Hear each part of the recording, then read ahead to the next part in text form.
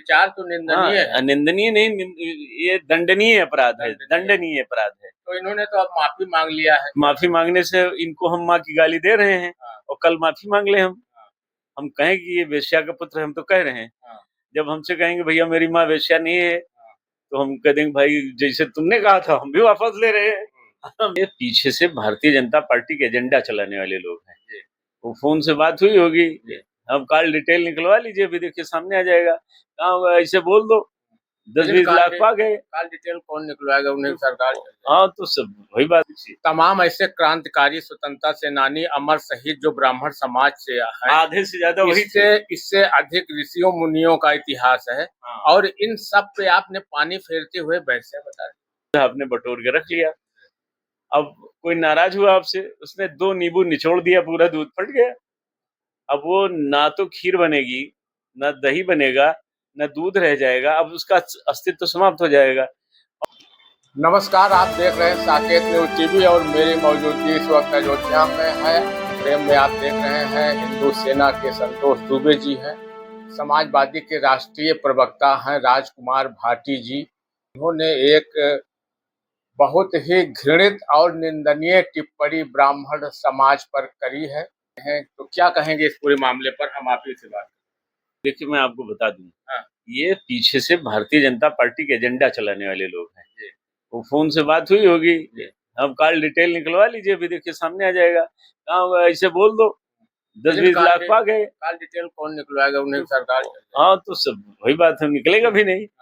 तो इशारा वहीं से होता है, ऐसा किसी की हिम्मत नहीं कोई इस तरह बोले, है ना। कोई बोल नहीं सकता, ये पीछे से शासन सत्ता में बैठे हुए लोग इशारा करते हैं। अरे भाई बहुत बड़ी बात बोली है, अब सामान्य आदमी बोला होता तो अब तक उठा के पुलिस बंद कर देती उसको। नहीं, पुलिस कैसे बंद करेगी, आप समझिए। एजेंडा किसका चल रहा है, वो बंद कराएगा अपने आदमी को। देखिए समाजवादी पार्टी में बहुत से लोग हैं जो भाजपा का एजेंडा चलाते हैं, बहुत लोग भाजपा में सपा का एजेंडा चलाते हैं।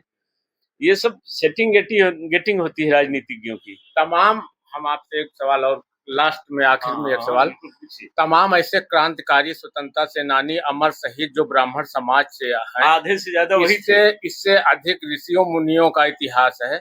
और इन सब पे आपने पानी फेरते हुए वैसे बता दिया। नहीं तो ये तो देखिए क्या होता है ना, उनका कोई दोष नहीं, मैंने आपको बता दिया। ये भारतीय जनता पार्टी का एजेंडा चला रहा है, वो भाजपा ने इशारा कर दिया कि तुम्हें ऐसे बोलना है। हाँ सब किए, जैसे 2 कुंटल दूध आपने बटोर के रख लिया। अब कोई नाराज हुआ आपसे, उसने 2 नींबू निचोड़ दिया, पूरा दूध फट गया। अब वो ना तो खीर बनेगी, ना दही बनेगा, ना दूध रह जाएगा, अब उसका अस्तित्व समाप्त हो जाएगा।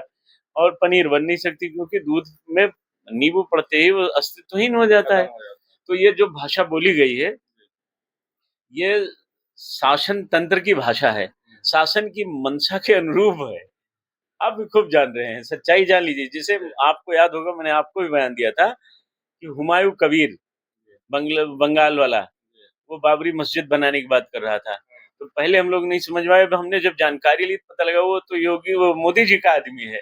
अमित शाह ने उसको 1000 करोड़ रुपए दिए हैं वहां एजेंडा चलाने के लिए कि ममता बनर्जी को हराना है तो बदनाम कर देंगे, और वो उसमें सफल हो गए।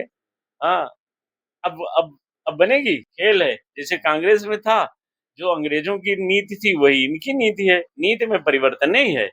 अखिलेश यादव को अब और क्या करना चाहिए? ब्राह्मणों का, यादव को अब इनको निकाल देना। अरे जब अखिलेश यादव को अगर 27 में मुख्यमंत्री बनना है तो राजकुमार भाटी को पिछवाड़ा लाल करके बाहर कर दें, नहीं तो वो तो बाहर थे ही 10 साल से, फिर बाहर रहेंगे, पूरी सपा को लपेट खत्म कर देंगे। ब्राह्मण तो जहाँ जैसे है वो रहेगा वैसे। देखिए ब्राह्मणों के ऊपर चढ़े कबीरा पेड़ पे, दीन जटा लटकाए, जेके जितनी गर्ज हो आवे वो काट काट लाई जाए। ब्राह्मण को का मुख्यमंत्री यहाँ बनना नहीं है, है? मंत्री बन जाए यही बहुत बड़ी बात है। तो ब्राह्मण अंदर से नाराज बैठा है, वो वर्तमान शासन सत्ता से नाराज है और लिए दिए अखिलेश की ओर जाना चाहता है, लेकिन आओ बाओ जो इनके नमाजवादी विचारक हैं वो मलमूत्र त्याग करके सब खराब कर देते हैं। तो अब बचती बसपा है, क्योंकि कांग्रेस के पास भी वही कम्युनिस्ट लोग बैठे हैं।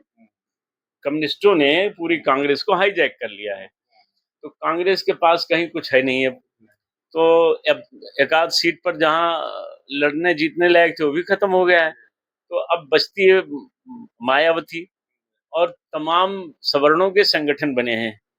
हाँ, जैसे एक अभी अलंकार अग्निहोत्री जी ने बनाया है, तो कम से कम वो 100 सीटों का बड़ा नुकसान करेंगे शासन सत्ता का, है।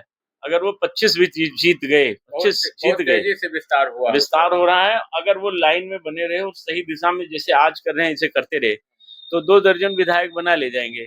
का कोई हैसियत नहीं। अलंकार अग्निहोत्री जी को काम करते रहना चाहिए स्पीड से, तो वो 2 दर्जन सीटें उससे कुछ ज्यादा जीत सकते हैं और 100 सीटों पर भारतीय जनता पार्टी को पैदल कर देंगे, एक अपनी अच्छी खासी अहमियत खड़ा कर बना सकते हैं देंगे वो प्रदेश में ब्राह्मण। हाँ, ये ब्राह्मण जाएंगे उनके साथ। अगर ब्राह्मण मायावती के साथ गया तो उनकी सरकार बन जाएगी, और अगर अलंकार भारतीय अग्निहोत्री जी के साथ गया तो एक मजबूत विपक्ष बन तैयार होगा, ये भी बड़ा। और जहाँ ये जिस सरकार में जाएंगे वहाँ इनकी अच्छी बात नहीं, वो तो रहेगी स्टैंडिंग रहेगी। हाँ, देखिए हम बताएं, सरकार से सब नाराज हैं।